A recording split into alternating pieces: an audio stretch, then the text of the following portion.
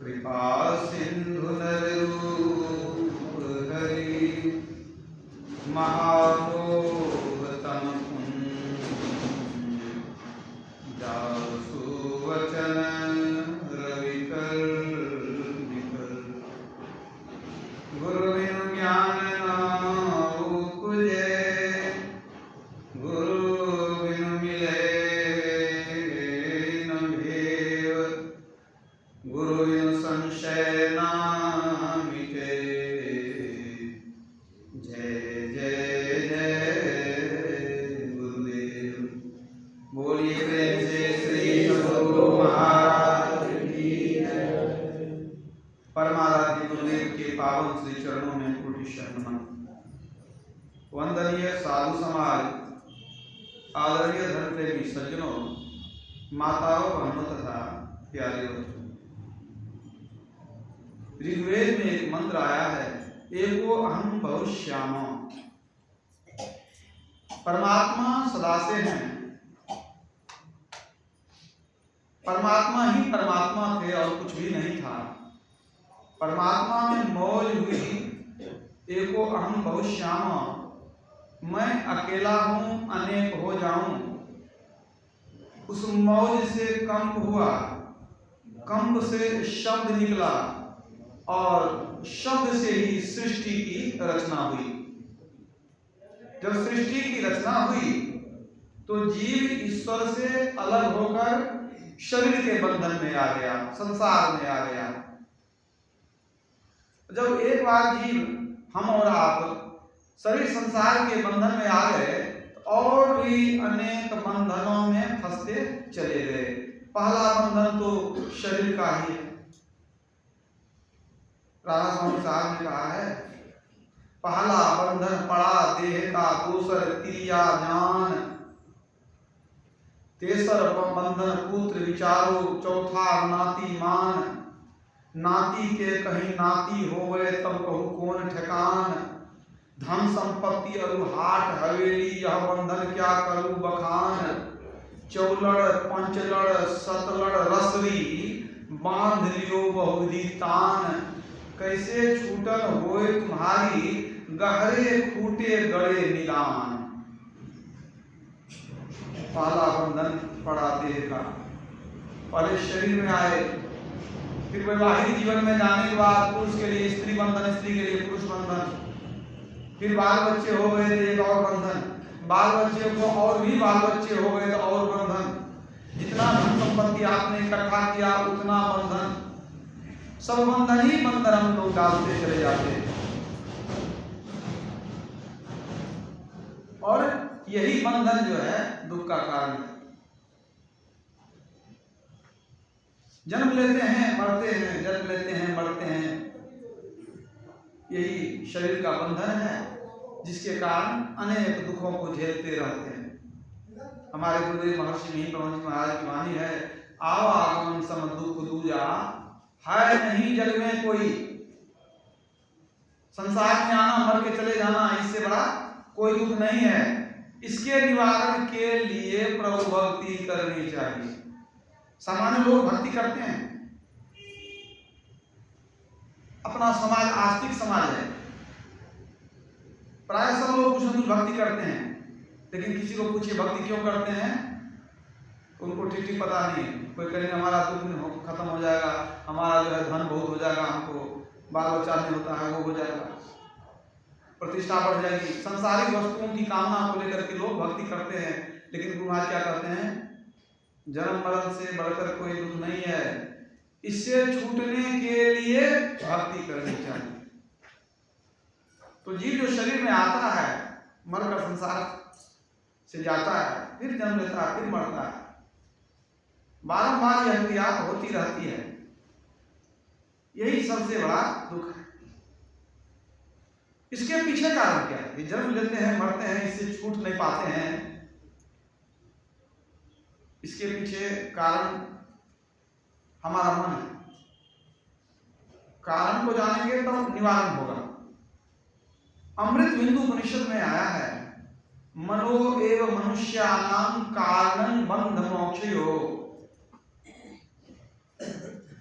मनुष्य का मन ही उसके बंधन का कारण है और मनुष्य का मन ही उसके मुक्ति का कारण है। हम बंधन में पड़े हैं और इसी से दुख हो रहा है हमको। हम चाहते हैं कि बंधन से आजाद हो जाएं। पराधीन सपन सुख नहीं, बंधन में रहने सुख नहीं होगा। लेकिन कारण लोगों को पता नहीं है। तो उपनिषद में आया कि हमारा मन ही हमारे बंधन का कारण है और हमारी मुक्ति का कारण भी हमारा मन ही बनेगा। इसी बात को भगवान बुद्ध ने अपनी भाषा में कहा। उनकी वाणी है, वो कहते हैं मन ही हमारा मित्र है, मन ही हमारा शत्रु है। सुमार्ग पर लगा हुआ हमारा मन हमारा इतना हित कर सकता है जितना हित कि हमारे माता पिता और कुटुंबी जन भी नहीं कर सकते। फिर कहते हैं भगवान बुद्ध कि कुमार्ग पर लगा हुआ हमारा मन हमारी इतनी हानि कर सकता है जितनी हानि कि हमारा दुश्मन भी नहीं कर सकता है। जरा विचार करिएगा, दुश्मन जो होगा तो कहीं बाहर में होगा, कहीं पड़ोस में होगा या दूर में होगा। अब मन जो दुश्मन है वो तो अंदर में ही बैठा हुआ है। तो भगवान बुद्ध कहते हैं कि तेरा मित्र भी तेरा मन है, तेरा दुश्मन भी तेरा मन है। यदि तेरा मन सुमार्ग में लग गया, अच्छे कामों में लग गया तो तेरा मन तेरा मित्र है। अगर तेरा मन कुमार्ग में चला गया, कदाचार दुराचार भ्रष्टाचार में लग गया, तब तेरा मन ही तेरा सबसे बड़ा दुश्मन है। दो राजा थे, एक राजा विदुरथ और दूसरे सिंधुराज। ये दोनों पड़ोसी राजा थे, किसी जमाने की बात है। और दोनों सत्यनिष्ठ थे, भगवती के उपासक भी थे, भक्त भी थे। एक बार दोनों मित्र, दोनों राजा एक जगह बैठे थे। वे आपस में बात करने लगे कि संसार में सबसे शक्तिशाली कौन है। अब ये लोग कितना भी बातचीत करें तो कुछ निर्णय नहीं निकल सका कि संसार में सबसे अधिक शक्तिशाली कौन है। ये दोनों मिलकर के गए सुतीक्ष्ण मुनि के पास, उनसे निवेदन किया कि महाराज हम लोगों के मन में एक जिज्ञासा है कि संसार में सबसे शक्तिशाली क्या है। सुतीक्ष्ण मुनि मौन हो गए। फिर उन्होंने उत्तर दिया कि राजन, जिस व्यक्ति ने अपने मन को वश में कर लिया है उसके लिए वह संसार में सबसे अधिक शक्तिशाली है। उसके लिए संसार के सारे सामर्थ्य उपस्थित हो जाते हैं, सामर्थ्य के द्वार खुल जाते हैं उसके लिए। लेकिन जो अपने मन को जीत नहीं सका, मन के आगे हार मान लिया, वह दीनहीन, दुर्बल, लाचार और शक्तिहीन हो जाता है। सुतीक्ष्ण मुनि का उपदेश आपने जाना। रामस्वामी साहब कहते हैं जिन्होंने मार मन डाला उसी को सूरमा कहना, बड़ा वैरी यह मन घट में इसी का जीतना कठिना। जिन्होंने मार मन डाला उसी को सूरमा कहना। सबसे बड़ा वीर कौन है? जिसने अपने मन को मार दिया। लेकिन मन को मार देना इतना आसान नहीं है, बहुत कठिन है। यह मन बड़ा विकराल है। यह मन जालिम जोर रे बरजे नहीं माने, और जो या मन को पकड़ा चाहे भागे सांकड़ तोड़ रे बरजे नहीं माने। कबीर साहब का भजन लोग आते हैं। ये मन बड़ा शैतान है। भगवान राम के गुरु थे वशिष्ठ जी महाराज। वो जाते थे कुछ ज्ञान सीखने के लिए। वशिष्ठ जी महाराज भगवान राम को उपदेश देते हैं। देते हुए उन्होंने कहा, उपदेश देते हुए कि हे राम, कोई अगर यह कहता है कि मैंने पर्वत को अपने हाथों से उठा लिया है तो मैं इसे मान सकता हूं। कोई अगर यह कहे कि मैंने समुद्र के सारे जल को पी लिया है, इसको भी मान सकता हूँ। यदि कोई कहे कि मैंने वायु को अपने वश में कर लिया, बांध लिया है, इस बात को भी थोड़ी देर के लिए मान सकता हूँ। लेकिन यदि कोई यह कह दे कि मैंने मन को वश में कर लिया है, तो ये आसानी से मानने योग्य बात नहीं है। ये नहीं कहा कि मानने योग्य बात नहीं है, आसानी से मानने योग्य बात नहीं है। ये मन बड़ा शैतान है। लोगों को लगता है कि हमारा मन जो है ना अब अच्छा हो गया है, अब हमारा मन शांत हो गया है। अब कभी पता चल जाएगा, जब मन फिर से जग जाएगा तो पता चल जाएगा कि मन हमारा मरा नहीं है, बड़ा शैतानी कर रहा है हमारे साथ। कभी कभी लोगों को लगता है कि नहीं हमारा मन अब अच्छा हो गया है, अब फिर किसी क्षण देखिएगा मन बहुत शैतानी करने लग जाएगा। मैं जाना मन मर गया, मर के हुआ भूत, अब मुआ पीछे फिर जगा, ऐसा मेरा पूत। सोचे थे मन मर गया, अब मन करके भूत हो गया, लेकिन मरने के बाद फिर जग जाता, उठकर खड़ा हो जाता, ऐसा मेरा पूत। मन किसका? आप ही का ना है, आप ही का पूत खा गया। तो ये मन जो है बड़ा ही चंचल है, शैतान है, जन्म जन्म का कुसंस्कार इसके अंदर बैठा हुआ है। ये जीव बहुत पुराना है, आप जानते हैं, जीव तो कभी मरता नहीं है। और हम लोगों के संग में जो मन है, तो ये मन इसी जन्म का नहीं है। अगर आपकी उम्र हो गई 50 वर्ष, तो अब आपका मन ये 50 वर्ष का ही नहीं है, ये जन्म जन्म से मन भी आता है आपके साथ में। तो मन जब आता है तो मन का संस्कार भी आता है, मन का संस्कार भी आता है। इसीलिए आप देखेंगे कि एक ही जगह एक ही परिवार में है, लेकिन अलग अलग व्यक्ति का मन अलग अलग है, संस्कार अलग अलग है। सत्संगी लोग बन जाते हैं, लेकिन सबका संस्कार अलग हो जाता है, क्योंकि मन के साथ संस्कार जुड़ करके आता है। तो मन जो है कितना चंचल है, कितना चंचल है, इस समय में छोटा सा प्रसंग सुनाता हूं। भगवान बुद्ध अपने कुटिया में थे, भोजन का समय हुआ। उनका जो एक साधु था, सेवक था, कोई शिष्य, वो भोजन लाकर परोस दिया। भगवान बुद्ध भोजन करने लगे, वो पंखा झलने लगा, गर्मी का महीना था, पंखा झलने लगा। अब वो भगवान बुद्ध आराम से धीरे धीरे भोजन कर रहे थे। ये जो शिष्य, जो सेवक था, ये पंखा झल रहा था। पंखा झलते झलते इसके मन में कुछ विचार आया कि कल हम गए थे तो हमको 2 धोतियां मिली थी दान में, भिक्षाटन करने गए थे, तो अनाज के साथ कोई कपड़ा भी दे देता था। तो 2 धोतियां मिली है, बहुत अच्छी धोती है, तब भगवान को दे देंगे पहनने के लिए। तो एक भगवान को दे देंगे, एक हम पहन लेंगे, 2 धोती है। तो उसने कहा कि भंते, कल हमको 2 बड़ी अच्छी धोती मिली है, एक मैं चाहता हूं कि आप पहन लीजिए, एक मैं पहन लूंगा।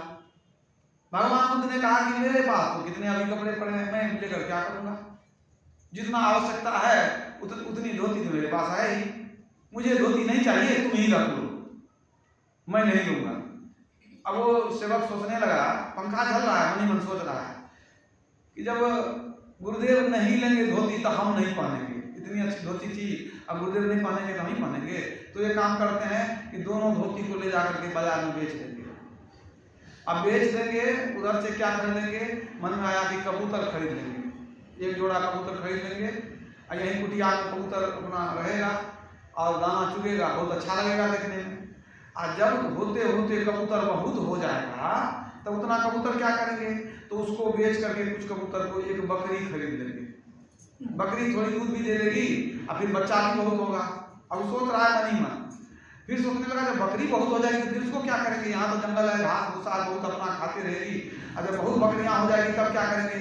तब मन में आया तब क्यों ना एक उसमें से उससे गाय खरीद लेंगे, और जब गाय खरीद लेंगे तो अभी जाते हैं तो हम लोग को तो अभी दूध दही खाने के लिए जल्दी मिलता नहीं, कभी कभी मिलता है।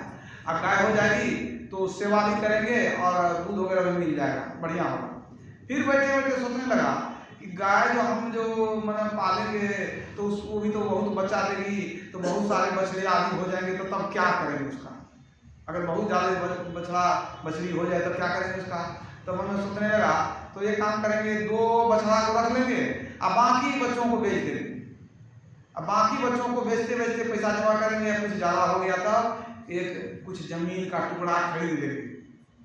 अब उसके बाद क्या करेंगे, 2 बैल हो गया, तब हम हल भी चलाने सीखे थे, बचपन में जानते थे, तो हम हल भी चला लेंगे, तो जमीन भी हो जाएगी। अपने से हल चलाएंगे तो कुछ न कुछ उपजा कर लेंगे। इससे होगा क्या, तो कभी कभी भिक्षा मांगते हैं, कुछ नहीं मिलता है, अपने यहाँ भी कुछ अनाज हो जाएगा। तो हम अपने से खेती करेंगे, भगवान बुद्ध को भी खिलाएंगे, अपने गुरुदेव को भी खिलाएंगे, हम लोग भी अपने द्वारा पैदा किया हुआ अनाज खाएंगे। अब वो सोच रहा है, फिर सोचा कि अब जब अनाज बोने का समय आएगा, फसल बोने के लिए, तो सुबह से दोपहर तक हमको खेत पर रहना पड़ेगा, हल जोतना पड़ेगा, मिट्टी को कोड़ना पड़ेगा। तो सुबह जो हम जाएंगे और हम दिन भर खेत पर रहना पड़ेगा कई दिन, तो फिर तब यहाँ भोजन कैसे होगा, भोजन क्या खाएंगे, कैसे बनाएंगे। तब मन में ख्याल आया, तब एक काम करेंगे, तो विवाह कर लेंगे, पत्नी भी रहेगी तो भोजन बना देगी, पत्नी जो है भोजन बना देगी। उसको कह देंगे कि दोपहर का समय होगा तो तुम भोजन लेके खेत पर ही आ जाना। देखिए मन ही मन कितना ख्याली पुलाव पका रहा है। तो दोपहर में भोजन रोटी सब्जी लेके आ जाएगी, हम यहाँ पर बैल को बांध देंगे, हाथ मुंह धो लेंगे और वहीं भोजन कर लेंगे। लेकिन भोजन करते करते तब तक तो सत्संग का समय हो जाएगा, तो सत्संग को छोड़ना ठीक नहीं है। नित्य प्रति सत्संग कर ले, प्यारा तेरा काज करे सारा, सत्संग को करना जरूरी है।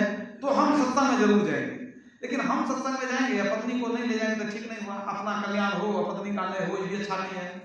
तो उसको कहेंगे नहीं तू भी सत्संग में चलो, लेकिन उसको तो आदत नहीं है सत्संग का, हो सकता है हम नहीं जाए, कह देंगे हम नहीं जाएंगे, समझाएंगे इतने तुमको सत्संग करना ही पड़ेगा। अगर वो जिद करेगी, नहीं मानेगी, तो उसको डांटेंगे। अब फिर भी नहीं मानी तो मन में सोचा नहीं मानेगी, ऐसे मारेंगे कि बस उसको ठीक कर देंगे मार के। और जैसे मन में आया कि मारेंगे, बस हाथ में पंखा था, एक पंखा भगवान बुद्ध को मार दिया। पत्नी सत्संग में नहीं जाएगी तो मारेंगे जरूर। एक पंखा भगवान बुद्ध को मार दिया।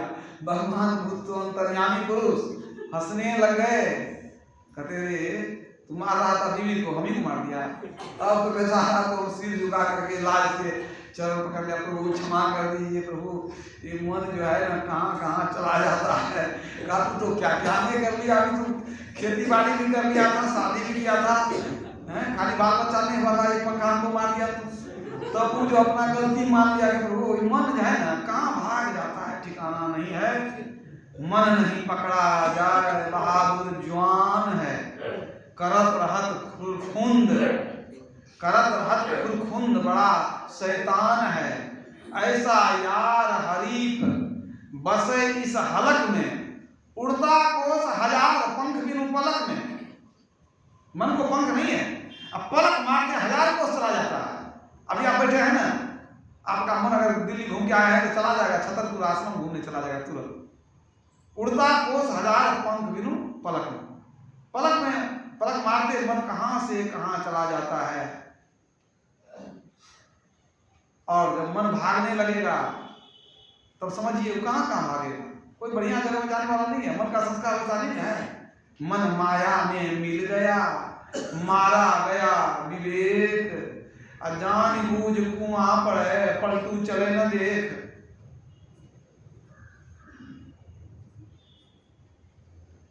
मन माया में मिल गया, विवेक खत्म हो गया, विवेक उचित अनुचित का ज्ञान खत्म हो गया। जो नहीं करने का सो करते हैं, मालूम भी है फिर भी गलती करते हैं। कभी आपने कहा मन जाने सब बात, तेरा मन सब कुछ जानता है, क्या नहीं जानता है? मन जाने सब बात, जान बूझी अवगुण करे, तो काहे की कुशलात, लय दीपक कुएं पड़े। अंधेरा में कोई कुआं में गिर जाए तो दया आएगी आपको, और जिसके हाथ में प्रकाश है फिर भी कुआं में गिरना चाहता है तो क्या करिएगा? तो मन जाने सब बात। दुर्योधन अच्छे परिवार का पुत्र था, पढ़ा लिखा विद्वान भी था, गुरु के शरण में रहा था, क्या वो धर्म नहीं जानता था? भगवान बुद्ध ने, भगवान कृष्ण ने उसको बहुत समझाया कि भाई को जो है राज लौटा दो। उसने कहा कि नहीं लौटाएंगे पांडवों को। कहा आधा राज दे दो, कहा आधा राज भी नहीं देंगे। कहा एक काम करो 5 गांव दे दो, कहा वो भी नहीं देंगे। सूची अग्र दातव्यं बिना युद्धेन केशव, हे केशव बिना युद्ध किए मैं सुई के नोक के बराबर भी जमीन देने वाला नहीं। अगर उसको बहुत ताकत है तो युद्ध करके ले लेने, तो हम सुई के नोक के बराबर जमीन देने वाले नहीं है। तो भगवान कृष्ण समझाए दुर्योधन, अरे पाप पुण्य को समझो, धर्म धर्म को भी समझना चाहिए, भाई का हिस्सा बांट लेना ये तो अधर्म है ना, धर्म धर्म को समझो ना। तुम तो विद्वान हो, पढ़े लिखे भी हो, अच्छे परिवार के हो, राजकुमार हो। दुर्योधन ने क्या कहा, जानामि धर्मम नच में प्रवृत्ति, जानामि अधर्मम नच में निवृत्ति, केनापि देवान हृदय स्थितेन यथा नियुक्तोस्मि तथा करोमि। हे केशव, आप हमको धर्म अधर्म समझाते हैं, क्या हम मूर्ख हैं? हम क्या नहीं पूछते हैं धर्म धर्म? हम धर्म भी जानते हैं, अधर्म भी जानते हैं। जानामि धर्मम नच में प्रवृत्ति, मैं धर्म जानता हूं लेकिन धर्म में मेरी प्रवृत्ति नहीं है। मैं अधर्म भी जानता हूं, अधर्म से मुझको विरक्ति नहीं है, अर्थात अधर्म में मेरी प्रवृत्ति है। कोई देवता मेरे अंदर बैठा है, वो जैसा कहता है मैं वैसा वैसा करता हूं। देखिए दुर्योधन कैसा कैसा करता है, वो कहता है मेरे अंदर भी एक देवता बैठा, वो जैसा कहता है वही करता हूं। ये देवता कौन है? उसका मन है। मन कैसा है? कुसंस्कार युक्त है। वो देवता नहीं है, वो मन रावण है, दानव है उसका मन। वो सोचता है मेरा मन जो है वो देवता है, जो बताता है तो करते हैं, बहुत होशियार है। लेकिन उसका मन क्या है? उसका मन देवता नहीं है, दानव है। क्यों? हमेशा कुमार पर चलता है, गलत काम करता है। अगर देवता आता तो सुमार बदलाता है, उसके अंदर दानव बैठा हुआ है। वो दानव कौन है? उसका मन है। मन जो है अंदर में बैठा हुआ है। आप क्या करते हैं? बाहर में धोते रहेंगे शरीर को तो क्या मन पवित्र होगा? मन पवित्र होने वाला नहीं है। तरु कोटर मह बस विहंग, तरु काटे मरई न जैसे, साधन करिए विचारहीन, मन शुद्ध हो नहीं तैसे। तुलसीदास जी की वाणी है। पेड़ के वृक्ष के छेद में चिड़िया रहती है, तरु कोटर मह बस विहंग, विहंग चिड़िया पक्षी। अब पेड़ को काट दीजिएगा तो चिड़िया का कुछ बिगड़ेगा? चिड़िया तो उड़ जाएगी। पेड़ को काट, तरु काटे मरई न जैसे, पेड़ के छेद में जो चिड़िया बसी हुई है, पेड़ को काटने से चिड़िया कुछ नहीं बिगड़ता है। साधन करिए विचारहीन, मन शुद्ध हो नहीं कैसे। मन अंदर में बैठा हुआ है, बाहर में साधन करते हैं, तीर्थ में व्रत में कहाँ कहाँ जाते हैं, गंगा नहाते हैं, गंडक कोसी नहाते हैं, गंगा सागर नहाते हैं, बाहर में कोशिश करते हैं, लेकिन मन शुद्ध हो ही नहीं कैसे, मन पवित्र उससे नहीं होता है। और अगर मन पवित्र हुआ बहुत बड़ा काम होगा। आपने जाना कि यही मन हमको मुक्ति भी देगा, यही मन मुक्ति भी देता है, यही मन बंधन भी देता है। मन महीन कर लीजिए तब पियो आवे हाथ। अगर मन को महीन कर लेंगे तब पियो आवे हाथ, परमात्मा मिल जाएंगे आपको। मन के हारे हार है, मन के जीते जी